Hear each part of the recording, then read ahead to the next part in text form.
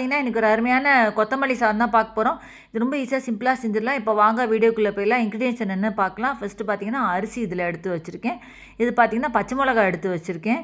இது வந்து உங்களுக்கு கொத்தமல்லி இதில் எடுத்து வச்சுருக்கேன். இது வந்து உங்களுக்கு கடுகு எடுத்து வச்சுருக்கேன். இது வந்து ஜீரகம் எடுத்து வச்சுருக்கேன். இது வந்து கருவேப்பிலை எடுத்து வச்சுருக்கேன். இதில் வந்து வெங்காயம் எடுத்து வச்சுருக்கேன். இது வந்து கடலைப்பருப்பு எடுத்து வச்சுருக்கேன். இது மஞ்சப்பொடி இதில் எடுத்து வச்சுருக்கேன். இது வந்து தேவையான உப்பு எடுத்து வச்சுருக்கேன். இப்போ ஒரு மிக்ஸி ஜாரில் வந்து பச்சை மிளகா சேர்த்துங்க. நான் 4 பச்சை மிளகா சேர்த்துருக்கேன். நீங்கள் காரம் எவ்வளோ தகுந்த மாதிரி சேர்த்துக்கலாம். இப்போ கொத்தமல்லி பார்த்தீங்கன்னா நான் ஒரு பெரிய கட்டு கொத்தமல்லி இதில் சேர்த்துருக்கேன். இதை சேர்த்துட்டு கொஞ்சமாக இதில் தண்ணி ஊற்றி அரைச்சி எடுத்து வச்சுக்கோங்க. ரொம்ப தண்ணி விடாமல் கொஞ்சமாக தண்ணி ஊற்றி இதை அரைச்சி இதை விழுதாக இப்படி எடுத்து வச்சுக்கலாம். இப்போ ஒரு குக்கரில் வந்து எண்ணெய் வச்சுருக்கேன். அதில் கொஞ்சமாக கடுகு சேர்த்துருங்க. சேர்த்துட்டு இதில் கொஞ்சமாக ஜீரகம் சேர்த்துடலாம். 1 ஸ்பூன் ஜீரகம் நான் சேர்த்துருக்கேன். வேறு என்ன ரெசிபின்னு கமெண்ட் பாக்ஸில் கேளுங்க. இப்போ கொஞ்சமாக கருவேப்பிலை அதில் சேர்த்துடலாம்.